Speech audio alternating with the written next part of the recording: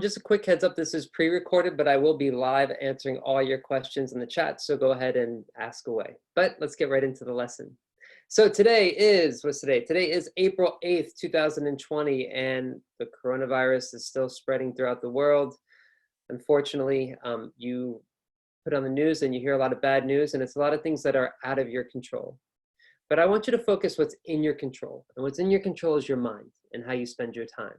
So let's do that together right now. Let's use that big brain of yours and get focused on this lesson. Try to tune out the world as much as you can and just try to learn as much as you can.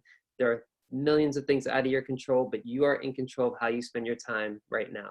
And what are we going to learn today? So let's talk about that. Let's get right into our lesson. And, by the way, I really encourage you to let me know your name, where you are right now, and why you're taking the test. It's always nice to hear from students, and it really helps me put a face to all the names that I hear and all the students who comment. So please let us know in the comments or chat below, name, where you are right now, and why you're taking the test. Okay, so we're going to talk about writing task 1, the introduction. And what are we going to learn today? So let's go through some of our goals. So you're going to gain a deeper understanding of the TOEFL grading criteria. You're going to discover the perfect structure for the introduction. Ooh, perfect. That could kind of, a good structure for writing task 1. And you're going to learn from other student writing samples. So that's the big one, is that you're going to see other student samples and you're going to be able to learn from those.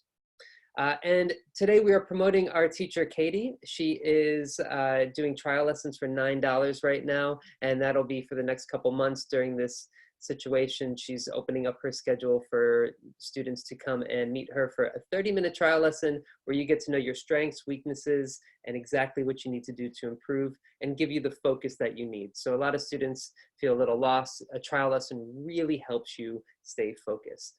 A little bit about her: she has 7 years ESL experience, background in linguistics, and in her free time she likes to dance salsa and visit cafes. So that's about Katie. And this is just a testimonial from one of her students. Katie's the best teacher ever. So in good hands. Check it out, trial lessons at tstprep.com. So TOEFL writing task 1. First of all, there's a link in the description below to some practice questions. I can't get used to my face looking, so sorry. Every time I put this screen up, my face gets really red. So sorry, what am I talking about? Okay, so writing task number 1.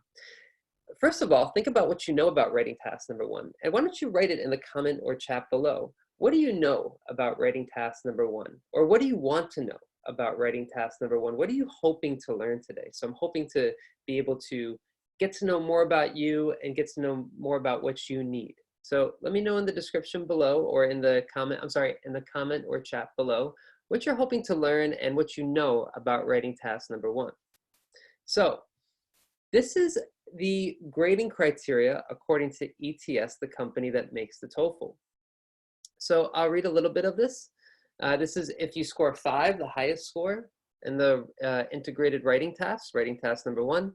A response at this level successfully selects the important information from the lecture and coherently and accurately presents this information in relation to the relevant information presented in the reading. So a lot of multiple polysyllabic words there, so kind of long. The response is well organized, occasional language errors. Okay, so basically, do you say everything that you need from the reading and listening? Is the vocabulary and grammar accurate? And is it presented well and well organized? When we teach students and give students feedback on their writing, we focus on this grading criteria to make it a little bit simpler. Do you develop the topic? Do you vary your vocabulary and grammar? Are your thoughts well organized? Is your essay well structured? Do you use the right words and phrases, appropriate words and phrases? Do you answer the question? Do you address the topic? And is it clear, your writing? I'm going to talk about a few examples of these, and I'm actually going to tell you at the end which mistake most students make most of the time. What's the problem that most students have? Okay, so I'll get into that in a minute. Here's a standard template for an integrated writing response. So we're going to look at one kind of introduction to the writing, and so just to give you an idea of what the student should be writing about. So this is a template, and basically the parts here that are not in parentheses are words and phrases that you can use for almost any question. So the article introduces the topic of. So again, your let me writing task number 1. There is a reading passage and listening passage. So you start with an article. The article introduces the topic of, and you talk about the topic. More specifically, the writer discusses, and then you write about how the author feels about the topic. So usually in integrated writing task 1, the reading passage is about a topic and how the author feels about the topic.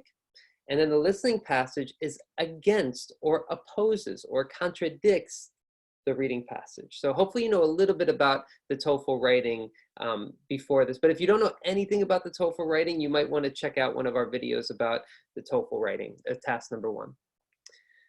So then you transition to the lecture. The lecturer in the listening passage disagrees. He believes that or she believes that, and attacks each of the claims made in the reading. So these are templates. You can use them for almost any question. But really what you want to focus on is the structure. You want to begin with the reading, talk about the stance of the author, then you talk about the listening and the stance of the speaker. That's pretty much it. This is an example of a reading passage for integrated task 1, and we're just going to look at the introduction. The beginning is directions, and then the part highlighted in gray is the introduction paragraph. So I'm going to give you a couple seconds to read this here, and then tell me what's the topic and what's the author's opinion. So go ahead, take maybe 30 seconds. Okay.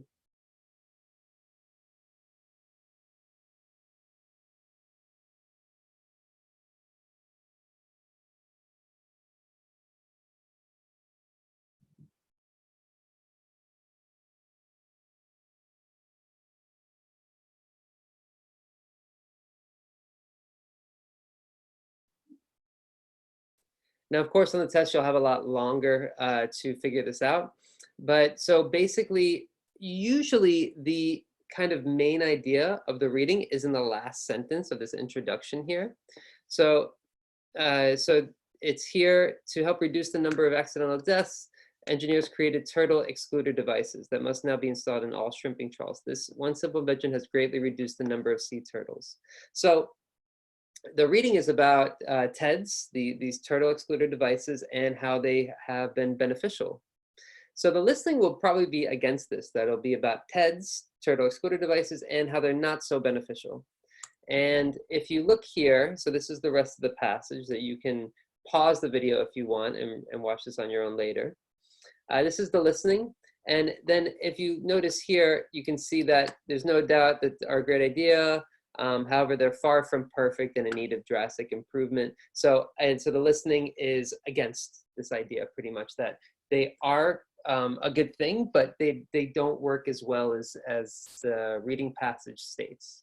So in your introduction, you have to introduce these two ideas. So okay, there we go. So here's one example from a student, and let's read their introduction together. And while I'm reading, I want you to hear and then think, like, what's good and what's not so good? What feedback would you give this student? We're not going to worry about this first body paragraph right now. Shrimping industry is extremely vast and is all about the harvest of the trawls. The main problem is that some other sea animals like sea turtle can get inside the net and die due to lack of oxygen. This is how that massive industry is threatening the environment. Okay. If you notice here, the student is giving too many details in the introduction. Okay, well, actually, sorry, let me stop. What's the problem? What do you think the student is doing wrong? You've heard me say one thing already, but why don't you think, what's something that the student could do better? I'll keep quiet for a couple seconds here. Hard for me to do.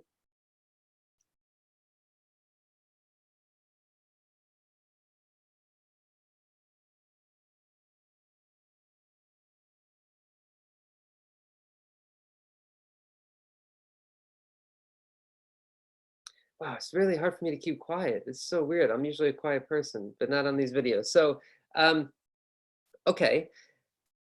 First of all, there's too many details in this introduction. The introduction should be a very general introduction to the topic, which is about turtle excluder devices.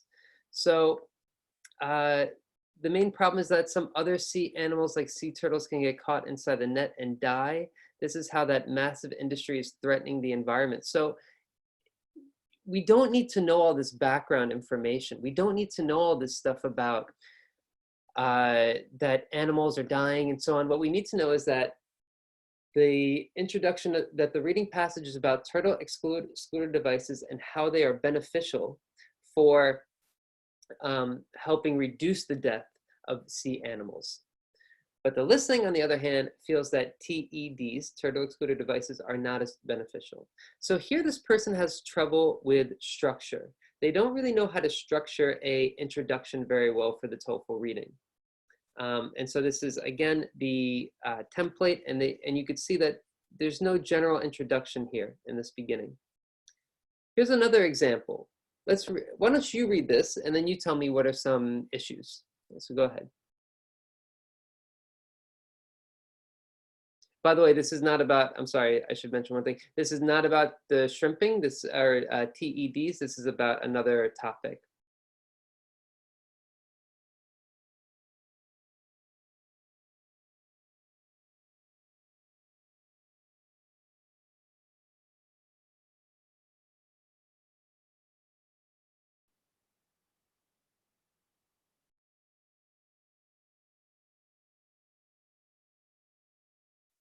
So probably you notice that that the structure is okay, that the reading and lecture are both about deforestation. So even though you haven't read about this or listened to the passage about it, you still know that the person started with the reading and then changed to the listening, and their template is actually pretty good.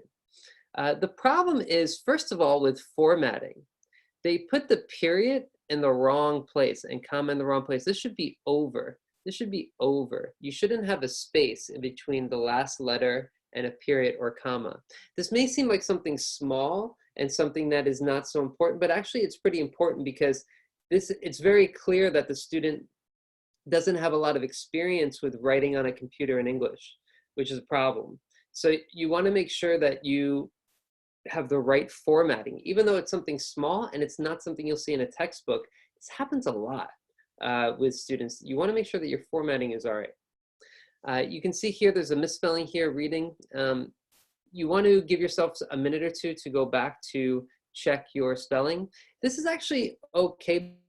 We have a lot of spelling errors. If you only have one or two per passage, that's okay, per paragraph, that's okay. But if you're having a lot of spelling mistakes, you need to think about that and how to improve that skill.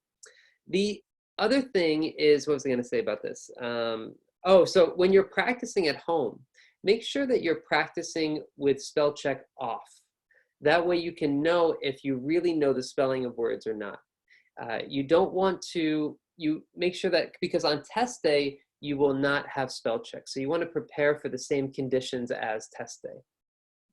Okay, and so everything else is okay. The grammar is a little bit simple. The vocabulary is a little simple, but it's okay for the most part. So for example, the author of the reading feels that deforestation has some advantages to human being.